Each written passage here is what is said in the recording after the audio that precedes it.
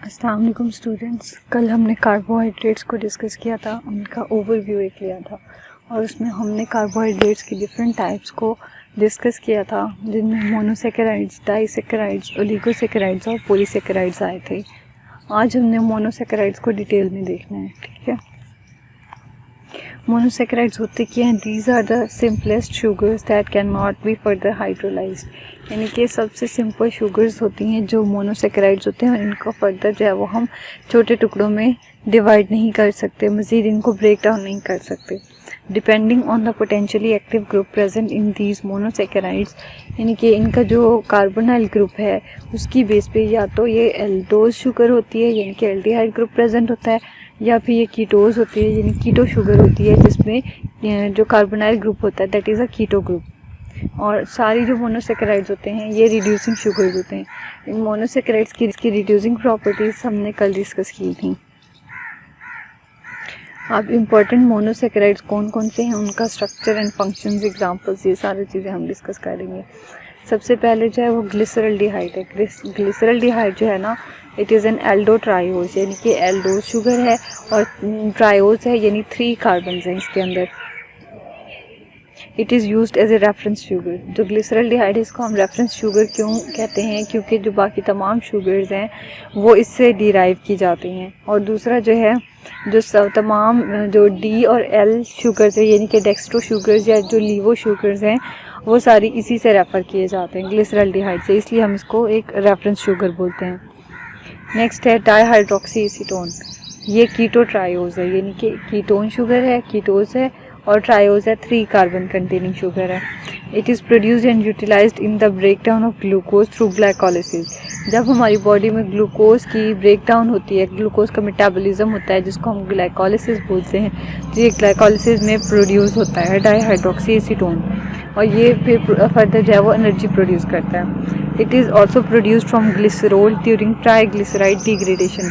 जो हमारा ट्राईग्लिसराइड हमारी बॉडी में होता है, जब उसको डिग्रेड किया जाता है, उसको तोड़ती है हमारी बॉडी, तो ये उस टाइम भी उस जो है ना ब्रेकेज के दौरान भी प्रोड्यूस होता है डाईहाइड्रोक्सी एसीटोन। नेक्स्ट है रेथ्रोज। रेथ्रोज जो है एल्डोटेट्रोज है, यानी कि एल्डोज शुगर है और 4 कार्बन कंटेनिंग कंपाउंड है। It is produced during the break down of glucose through hexose monophosphate pathway, यानी कि HMP शंट जो है, ये जो है ग्लाइकोलिसिस का एक अल्टरनेट पाथवे है। इसमें भी यही होता है कि ग्लूकोज का ब्रेक डाउन होता है, इसमें जो है वो राइबोज 5 फॉस्फेट प्रोड्यूस होता है, और इसके अलावा जो है इसमें NADPH प्रोड्यूस होता है इस HMP शंट के दौरान, हेक्सोज मोनोफॉस्फेट पाथवे के दौरान ये 2 चीज़ें प्रोड्यूस होती हैं। And it can be converted to glucose in vivo. और जो ये रेथ्रोज होता है ये हमारी बॉडी के अंदर जो है ये जब जाता है ये ग्लूकोज में कन्वर्ट हो जाता है। नेक्स्ट है ribose. Ribose is an aldopentose, aldose sugar है और 5 कार्बन्स कंटेनिंग का जो है शुगर है। It is distributed widely in nature.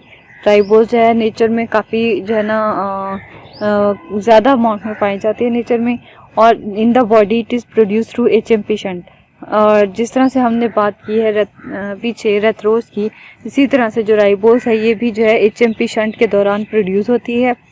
और ribose and it's reduced form deoxyribose है, यानी कि राइबोज शुगर और डीऑक्सीराइबोज हमारे लिए बहुत इंपॉर्टेंट होती हैं, क्योंकि ये जो है वो DNA और RNA के इंपॉर्टेंट कंपोनेंट्स होते हैं। नेक्स्ट है रिबुलोज, जाइलोज एंड जाइलोलोज। ये सारी कीटो पेंटोजेज हैं, यानी कि कीटोज शुगर हैं और पेंटोजेज हैं 5 कार्बन कंटेनिंग शुगर्स हैं। They are produced through HMP shunt. ये तीनों जो है ये भी HMP शंट के दौरान प्रोड्यूस होती हैं and can be converted to glucose in vivo, और हमारी बॉडी के अंदर जो है ये ग्लूकोज में कन्वर्ट हो जाती हैं। नेक्स्ट है glucose, grape sugar. It is an aldohexose, aldose sugar है और 6 कार्बन कंटेनिंग शुगर है। It is also called dextrose due to the dextro rotation of plane polarised light. अब ये जो ग्लूकोज है इसको हम डेक्सट्रोज क्यों कहते हैं? क्योंकि जो प्लेन पोलराइज्ड लाइट होती है ये उसको डेक्स्ट्रो रोटेशन करवाते हैं, यानी कि क्लॉकवाइज डायरेक्शन में उसकी रोटेशन करवाते हैं, प्लेन पोलराइज्ड को रोटेट करते हैं clockwise. It is the main sugar in the human body. हमारी बॉडी में जितनी भी शुगर्स पाई जाती है सबसे इम्पॉर्टेंट जो है ये ग्लूकोज होता है, और जो ग्लूकोज है इसका जो मेजर सोर्स है वो सुक्रोज है। It is the first line of nutrition for the production of energy through glycolysis and citric acid cycle. और हमारी एनर्जी प्रोडक्शन के लिए सबसे ज़्यादा यही इंपॉर्टेंट है, और ये किस दो पाथवेज के ज़रिए जो है वो ग्लूकोज से एनर्जी प्रोड्यूस होती है। और वो दो पाथवेज कौन कौन से आ जाते हैं इसमें, एक तो आ जाता है ग्लाइकोलिसिस और दूसरा citric acid cycle. In order to get metabolized to produce energy, glucose needs to enter cells।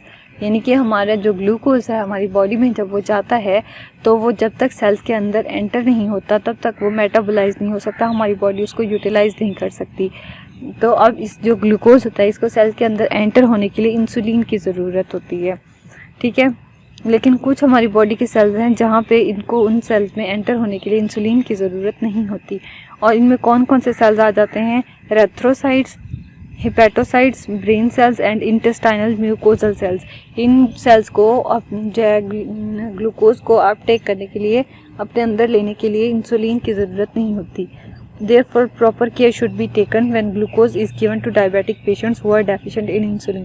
अब जो डायबिटिक पेशेंट्स होते हैं उनके अंदर तो इंसुलिन होती नहीं है, ठीक है, इंसुलिन नहीं होती उनके पास, तो जो है वो ग्लूकोज है उनका वो सेल्स के अंदर नहीं जा सकता। जब सेल्स के अंदर नहीं जाएगा तो ब्लड में ग्लूकोज का लेवल बढ़ जाएगा, हाइपरग्लाइसीमिया में चला जाएगा patient. Among all the carbohydrates, brain utilizes only glucose for its energy requirements. यानी कि हमारी बॉडी में जितनी भी टाइप के शुगर्स होते हैं, जो हमारा ब्रेन है वो सिर्फ ग्लूकोज को यूज़ करता है as an energy source. For normal and efficient functioning of brain and body it is therefore very important to maintain a normal blood glucose level. Low level of glucose में result in hypoglycaemia, coma and brain damage. अब हमारा जो brain है वो सिर्फ जो है glucose को यूज़ करता है अपनी एनर्जी के लिए। तो अगर ब्लड में ग्लूकोज का लेवल कम हो गया तो पेशेंट जो है वो हाइपोग्लाइसीमिया में, कोमा में जाता है और ब्रेन डैमेज हो सकता है। अब जो नॉर्मल हमारा ब्लड ग्लूकोज लेवल है, जो फास्टिंग है वो 80 to 100 मिलीग्राम पर डेसीलीटर होता है। रैंडम जो ब्लड ग्लूकोज होता है that is 100 to 120 milligram per decilitre. If glucose is in excess it is converted to glycogen which is stored in liver and muscles. अब हमारी body में glucose है, अगर हमारी ज़रूरत से ज़्यादा है तो उसको जो है वो ग्लाइकोजन में कन्वर्ट करके लिवर और मसल्स में स्टोर कर लिया जाता है, ठीक है। अब एक जब जो ग्लाइकोजन है वो हमारे लिवर और मसल्स में स्टोर हुआ है और वहाँ पे वो रिजर्व भर गए हैं, और जो एक्सेस जो ग्लूकोज है हमारा वो उसको जो है लिपिड में कन्वर्ट कर दिया जाता है and stored in adipose tissues as fats, ठीक है। जो हमारी बॉडी में ग्लूकोज है जो हमारी बॉडी की ज़रूरत से ज़्यादा होता है उसको ग्लाइकोजन में कन्वर्ट करके लिवर और मसल्स में स्टोर कर दिया जाता है। जब लिवर और मसल के रिजर्व्स जो है वो भी फिल हो जाते हैं तो जो ग्लूकोज होता है उसको लिपिड में कन्वर्ट कर दिया जाता है, वो हमारा जो फैट होता है उसमें स्टोर हो जाता है। Glucose provides carbon skeleton for the synthesis of non essential amino acids. अब जो ग्लूकोज होता है इसमें कार्बन्स होती हैं ना, तो ये जो हमारे नॉन एसेंशियल अमाइनो एसिड्स हैं उनकी सिंथेसिस के लिए, उनको बनाने के लिए कार्बन प्रोवाइड करता है। Upon reduction glucose forms alcohol, for example sorbitol. जब ग्लूकोज की रिडक्शन होती है तो ये अल्कोहल में कन्वर्ट हो जाता है जिसको हम सॉर्बिटोल बोलते हैं। और जब ग्लूकोज की ऑक्सीडेशन करते हैं तो ये शुगर एसिड्स बना देता है। जैसे कि बात की है oxidation of aldehyde group at C1, जो उसकी ग्लूकोज की कार्बन 1 है उस पर जो एल्डिहाइड ग्रुप है उसको जब ऑक्सीडेशन होती है तो ग्लूकोनिक एसिड प्रोड्यूस होता है। और ऑक्सीडेशन ऑफ कार्बोक्सिल ग्रुप है एट C6, उसकी जब ऑक्सीडेशन होती है तो ग्लूकोरोनिक एसिड प्रोड्यूस होता है। And oxidation of both C1 and C6 जो है वो प्रोड्यूस करती है ग्लूकैरिक एसिड या सैकरिक एसिड। ग्लूकोरोनिक एसिड जो है वो डिटॉक्सिफाइंग एजेंट के तौर पर एक्ट करता है हमारी बॉडी में। इसके अलावा जो है हेट्रोपोलीसेकेराइड्स की सिंथेसिस में भी इन्वॉल्व होता है। हेट्रोपोलीसेकेराइड्स में ज़्यादा इंपॉर्टेंट जैसे हेलोरोनिक एसिड और कॉन्ड्राइटिन सल्फेट्स आ जाते हैं हमारे। Glucose combine with galactose and forms lactose in mammary glands, यानी कि जो हमारा मिल्क होता है, लैक्टोज होता है ना, उसमें जो है ग्लूकोज और ग्लैक्टोज शामिल होते हैं। Glucose produces NADPH through HMP pathway. अब जो HMP शंट की बात की थी पीछे, उसमें जो है वो ग्लूकोज या NADPH यानी कि निकोटिनामाइन एडेनिन डाइहाइड्रेट जो है फॉस्फेट वो प्रोड्यूस करता है। और ये जो NADPH होता है ये क्या करता है कि हमारे जो RBCs होते हैं, रेड ब्लड सेल्स होते हैं, उनके अंदर एक सब्सटेंस होती है ग्लूटाथायोन, उसको रिड्यूस्ड फॉर्म में रखते हैं, उसको ऑक्सीडेशन से बचाते हैं। ऑक्सीडेशन जब होती है उसकी तो वो डैमेज हो जाता है, उसका लेवल फिर कम होना शुरू हो जाता है, इसलिए ये उसको जो है रिड्यूस्ड फॉर्म में रखते हैं। इसी तरह से जो हमारा ग्लूकोज होता है, ये हमारी जो पेंटोज राइबोज शुगर होती है, इसको भी रिड्यूस्ड फॉर्म में रखते हैं, ठीक है ना, for RNA and DNA synthesis. Glucose also produces NADH through glycolysis, which in turn provides energy through the respiratory chain। यानी कि ग्लूकोज जो है वो NADPH प्रोड्यूस करता है, इसके अलावा NADH भी प्रोड्यूस करता है, और ये NADH जो है ये हमें ATP सिंथेसिस में हेल्प करता है। ATP जो है वो हमारी एनर्जी के तौर पे यूज़ होता है। Normally glucose does not appear in urine, but when it does then it may be a sign of diabetes mellitus. ठीक है, जो हमारे जो यूरिन होता है उसमें जो है ग्लूकोज प्रोड्यूस नहीं होता, उसमें ग्लूकोज नहीं होता नॉर्मली, लेकिन अगर यूरिन में ग्लूकोज आना शुरू हो जाए तो it is a sign of diabetes mellitus. ये ग्लूकोज की जो है ओपन चेन स्ट्रक्चर है, ऊपर जो है वो कार्बोक्सिल ग्रुप अटैच है कार्बन 1 पे। नेक्स्ट आ जाता है ग्लूकोज ऑल्सो प्रोड्यूसेस एनर्जी। अच्छा ठीक है, ये रिपीट हो गई स्लाइड, सॉरी। ग्लैक्टोज, नेक्स्ट है ग्लैक्टोज। ग्लैक्टोज जो है एल्डोहेक्सोज है, एल्डोज शुगर है और 6 कार्बन कंटेनिंग शुगर है एंड एपीमर ऑफ ग्लूकोज। अब कल जो है वो आइसोमर, एपीमर और एनोमर्स हमने कल डिस्कस किए थे। तो ग्लूकोज का जो एपीमर है that is a galactose. It is present in lactose, यानी कि मिल्क शुगर में। जैसे पीछे हमने बात की कि ग्लूकोज और ग्लैक्टोज है ये मिलकर लैक्टोज बनाते हैं। It readily converts into glucose in vivo. हमारी बॉडी में जो ग्लैक्टोज होता है वो ग्लूकोज में आराम से कन्वर्ट हो जाता है and it is used by the body for the development of brain tissues. हमारे जो ब्रेन टिश्यूज़ होते हैं उनकी डेवलपमेंट के लिए ये यूज़ होता है ग्लैक्टोज। और कौन कौन से ब्रेन टिश्यूज़ में सेल्स के लिए ये ज़रूरी होता है? सेरिब्रोसाइट्स और गैंग्लियोसाइट्स के लिए।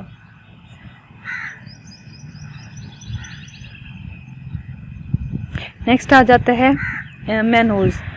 मैनोज भी एल्डोहेक्सोज है, यानी कि एल्डोज शुगर है और 6 कार्बन कंटेनिंग शुगर है and it is converted to glucose in vivo. जो मैनोज होता है ये भी हमारी बॉडी में जब जाता है तो ग्लूकोज में कन्वर्ट हो जाता है and reduction of the mannose जो है वो प्रोड्यूस करता है मैनिटोल। ये एक अल्कोहल होता है और ये जो मैनिटोल होता है ये थेराप्यूटिकली जो है वो हम यूज़ करते हैं as a diuretic, osmotic diuretic के तौर पे यूज़ करते हैं जब सेरिब्रल एडिमा हो जाता है। मतलब अगर जिस तरह से आप काम करते हैं, न्यूरो वार्ड में आपने काम किया हो तो वहाँ पे बहुत ज़्यादा मैनिटोल यूज़ की जाती है।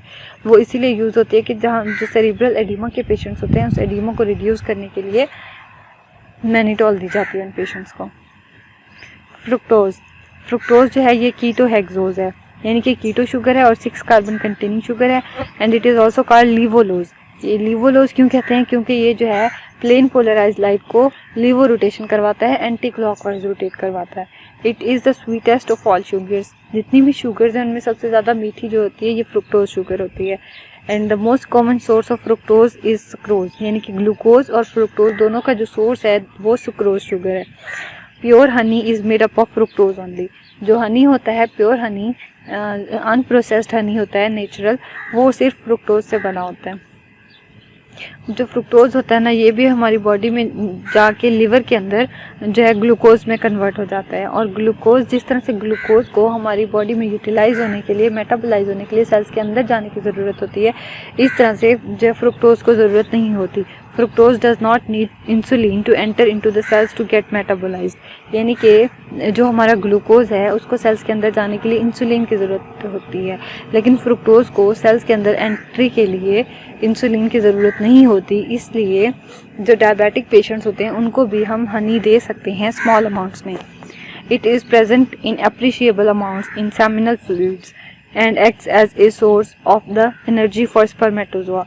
जो फ्रुक्टोज है ये सेमिनल फ्लूइड में, सीमन में भी होता है, मौजूद होता है और जो स्पर्म्स होते हैं उनको एनर्जी सोर्स प्रोवाइड करता है। और ये है फ्रुक्टोज का जो ओपन चेन स्ट्रक्चर, जिसमें जो कार्बोनाइल ग्रुप है कीटो ग्रुप वो 2nd कार्बन पे अटैच है। और यहाँ तक आपका जो है मोनोसेकेराइड्स का टॉपिक कंप्लीट हो चुका है। कल हम डाइसेकेराइड्स को डिस्कस करेंगे इस टॉपिक में।